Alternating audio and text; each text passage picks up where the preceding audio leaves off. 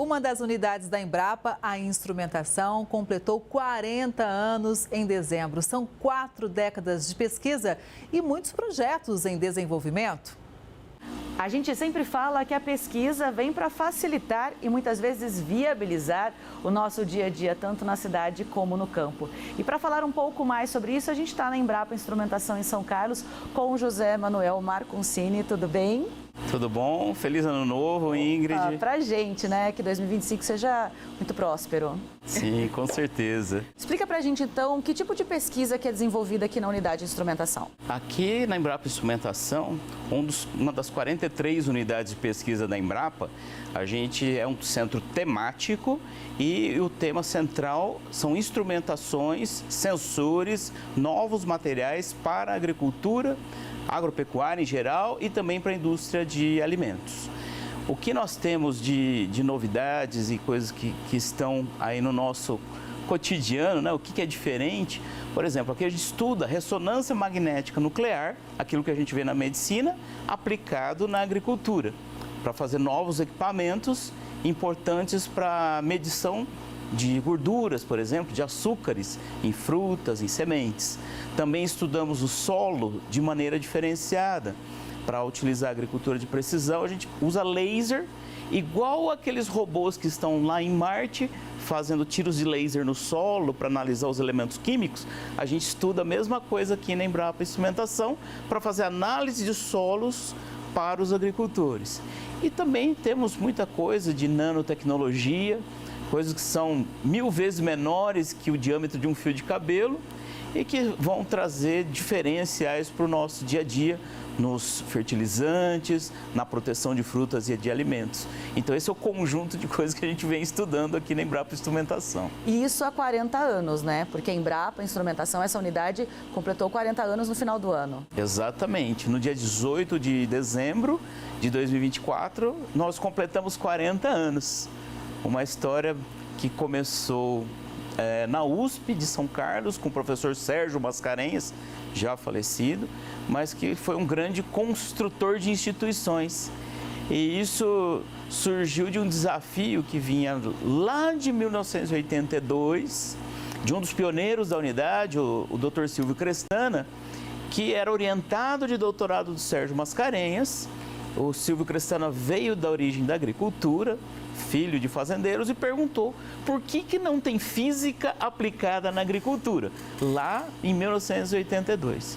Instigado por essa pergunta, o professor Sérgio, ele falou, bom, a gente precisa fazer algo diferente, porque o Brasil é um país agrícola, tem essa vocação, e a física, as engenharias novas, né, engenharia eletrônica no campo, na época, né, a mecânica, a mecatrônica, importantes para aplicar na agricultura.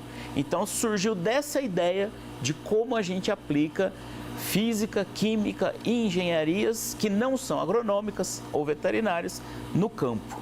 E é interessante porque a gente está dentro de um laboratório com equipamentos muito modernos. E aí quando a gente pensa que começou 40 anos atrás, o cenário era diferente. Ah, sim, era muito diferente. Inicialmente, em 1984, a Embrapa Instrumentação começou com um núcleo de apoio, né, a desenvolvimento de instrumentação agropecuária, lá, uma unidade de apoio dentro da Embrapa Pecuária Sudeste, na Fazenda Canchim, aqui em São Carlos. E depois de um tempo, conseguiu-se comprar o prédio que aqui onde estamos era a antiga Rádio São Carlos, e aí que começou as atividades nessa unidade onde estamos. Com isso veio uma série de transformações, né? Nos anos 90, conseguiu os recursos para construir o prédio sede, em que foi inaugurado com novas instalações. Foi demolida a antiga Rádio São Carlos, onde trabalhava todo mundo junto, onde tinha o auditório da rádio, e onde era o auditório também tinha a parte de torno, oficina mecânica, fazer toda a parte de experimentos também. Então isso foi tendo uma evolução. E quando a gente vê, nos anos 2000, houve grandes projetos em redes nacionais que instigaram a gente em avançar no conhecimento. Um deles foi nanotecnologia, e que é esse prédio que nós estamos, começou a ser construído em 2006, que é o Laboratório Nacional de Nanotecnologia para o Agronegócio. Primeiro laboratório de nano dedicado à agricultura no mundo na época. A gente na vanguarda, a Embrapa na vanguarda, trazendo inovação na fronteira do conhecimento. Você comentou da parceria com a USP, né, no começo desse projeto, e é importante a parceria com as universidades para o desenvolvimento da pesquisa ainda hoje.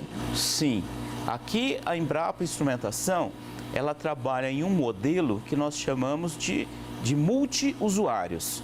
Nós da Embrapa usamos, mas nós temos 3 grandes laboratórios nacionais que dão apoio às pesquisas junto à USP, o FSCar, a várias universidades do Brasil e do exterior. E também a gente faz projetos de pesquisa com empresas. Então, alunos que fazem mestrado e doutorado nas universidades vêm desenvolver pesquisa aqui conosco, assim como nos contratos de parceria com empresas privadas, com indústrias, eles também vêm os pesquisadores e funcionários de empresas para trabalhar dentro desses contratos, desenvolvendo tecnologia no que nós chamamos de inovação aberta. Então, essa é a grande visão que veio lá do professor Sérgio Mascarenhas e pelos demais chefes que passaram, né, nesses 40 anos, a gente construir esse ambiente multi-usuário. Perfeito, agora vamos falar de 2025 para frente, né? A partir de agora tem novas pesquisas já, quer dizer, tem muitas pesquisas em desenvolvimento, mas tem alguns projetos que a gente pode destacar, né? Por onde você começaria? Eu acho que é importante a gente destacar grandes projetos nacionais liderados aqui pela Embrapa Instrumentação. Tem um que é custeado pelo CNPq, é um Instituto Nacional de Ciência e Tecnologia, um INCT, na área de circularidade de materiais poliméricos. E isso a gente estuda como os materiais plásticos aplicados à agricultura e em outras áreas, com universidades, outras unidades da Embrapa, como a gente faz com que o uso desses materiais seja adequado, seja dado o descarte certo e a gente passe a ter uma economia mais limpa, né? Então, ao invés de ter uma economia que nós dizemos que é linear, em que você tira a matéria-prima e depois descarta, mas como a gente faz isso ser circular? Depois que eu uso a matéria-prima, como eu aumento o reuso, como posso trabalhar com materiais biodegradáveis, como que isso pode ajudar o meio ambiente? Então, com essa visão de sustentabilidade, tem esse grande projeto liderado pelo pesquisador Luiz Matoso aqui da Embrapa Instrumentação.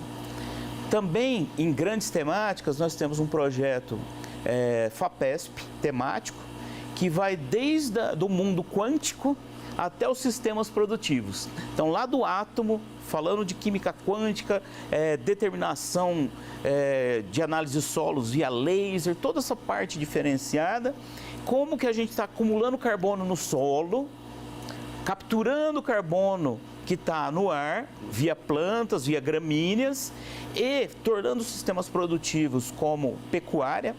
E aí a gente tem a parceria da Embrapa Pecuária Sudeste, da USP, da UFSCar, de universidades que estão em Presidente Prudente, que estão no estado do Paraná também. Todos nós pensando como a gente constrói um sistema produtivo que emita menos metano, no caso do boi, e acumule mais carbono no solo. Ou seja, pensando em produzir com sustentabilidade e tanto carne quanto leite com alta eficiência para nós brasileiros e também para exportar. E também tem um projeto que foi recém-aprovado em 2024, que é um projeto financiado pela FINEP, em que une os 3 laboratórios da Embrapa Instrumentação, o de Agricultura de Precisão, o Laboratório Nacional de Agrofotônica e o Laboratório Nacional de Nanotecnologia, e engloba uma renovação do parque de equipamentos, para vir mais equipamentos modernos e a gente continua avançando na fronteira do conhecimento. E aí, esse projeto é a integração de tecnologias que nós chamamos de habilitadoras para estudar as mudanças climáticas, os estresses abióticos, que aí envolve aumento de temperatura. Sabe essas ondas de calor que vem e que a gente passa um calorão? As plantas também sofrem, os animais também sofrem. Então, como a gente vai gerar novas tecnologias com física, com engenharias, para auxiliar nesses problemas que estão vindo de falta de água, estresse hídrico, né? E também aumento de temperatura que está vindo aí. Porque sem comida não é bom para nós, né? E as plantas sofrem com isso. A gente precisa entender qual que é o comportamento delas e ter tecnologias para essas mudanças que estão vindo por aí. Eu acho muito fascinante a gente trazer pesquisa para o nosso dia a dia, falar de pesquisa num programa, por exemplo, como é o Record News Rural, porque muitas vezes pode parecer muito distante da nossa realidade. Quando a gente fala de nanotecnologia, quando a gente fala de átomo, de engenharia, de física, de química, mas é isso refletido no nosso dia a dia. Daqui de dentro sai o que a gente está vivendo lá fora. Saem explicações ou então caminhos para melhorar, como o senhor disse, mudanças climáticas, o calor, a chuva fora da hora, a desertificação. Então, a dificuldade do produtor, seja do leite, seja da carne, do grão, enfim, ou de qualquer outro tipo de produção, de hortaliças, enfim, mas é daqui de dentro que podem sair, ou melhor, que estão saindo soluções para que esses problemas sejam minimizados também. Sim, com certeza, né? Esse projeto de integração de novas tecnologias, liderado pelo Cauê Ribeiro, está pensando justamente nisso, como a gente vai fazer essa diferença no futuro, porque a função nossa da pesquisa é antecipar os problemas. Então, aqui, para citar alguns exemplos do que a gente está fazendo e espera lançar em breve, por exemplo, na área de novos materiais e nanotecnologia, lançar hidrogéis que liberem água e fertilizante numa quantidade que mantenha umidade para as plantas e para vários tipos de sistemas produtivos. Então, a gente está estudando não só para as plantas perenes, como laranja, café, que já vinham sendo utilizados, também estudamos para hortaliças, mas também em sistemas produtivos, como o trigo, para fazer o pão, o macarrão, a soja, que vai fazer o óleo de soja e é ração para o frango e para os suínos. Também estamos entendendo isso, como que é em sistemas produtivos de milho, então isso, e feijão, que é no nosso cotidiano. Então, é importante a adaptação dos sistemas produtivos para essas condições climáticas diferenciadas. Eu queria citar algumas coisas também que a gente tem e que está compondo, né? Que é um pouco diferente do cotidiano, né? Por exemplo, quando a gente fala de agricultura de precisão, então nós temos projetos que estão junto com o pessoal do Mato Grosso e das regiões de produção de algodão, da região de soja, o algodão que a gente faz roupa, né, que a gente veste, né? E aí o que acontece? Tem uma série de estudos que a gente vem demonstrando que o bom manejo do solo diminui alguns tipos de pragas, como nematóides, que atacam culturas como soja, pode atacar o algodão também. Então, são estudos de agricultura de precisão que a Embrapa Instrumentação tem contribuído. Também como que você planta, quantidade de sementes pela distância, qual que é o melhor sistema de plantio, a gente está estudando isso junto com agricultores, né? Então, isso é um diferencial.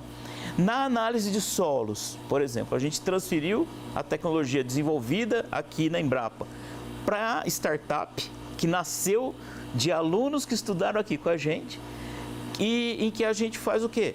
Com um tiro de laser, se analisa vários nutrientes que tem no solo, consegue saber qual que é o pH do solo, a textura do solo, e isso em questão de 1 minuto de análise.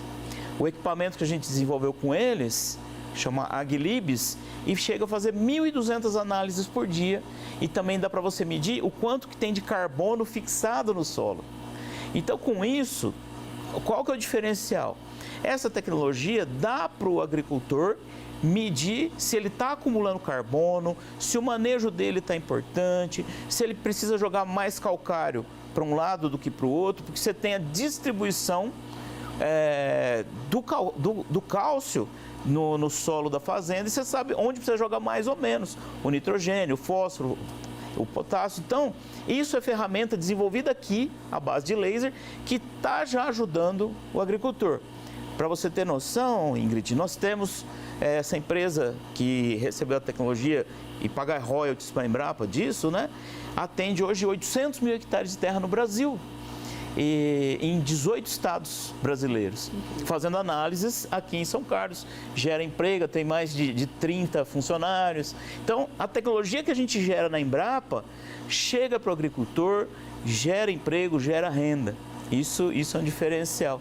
Só para citar uma das tecnologias. E garante que chegue comida, pelo menos, né, para mais gente, comida de qualidade, né, tanto facilitar para o produtor, como também para quem está na cidade, né, recebendo esses produtos. Muitíssimo obrigado. Bom, tem assunto aqui para a gente ficar muito mais tempo, sim. Mas por enquanto eu agradeço muito, Marconcini, muito por nos receber aqui e explicar um pouco da unidade da Embrapa Instrumentação. Obrigada. Muito obrigado a você e todos os telespectadores.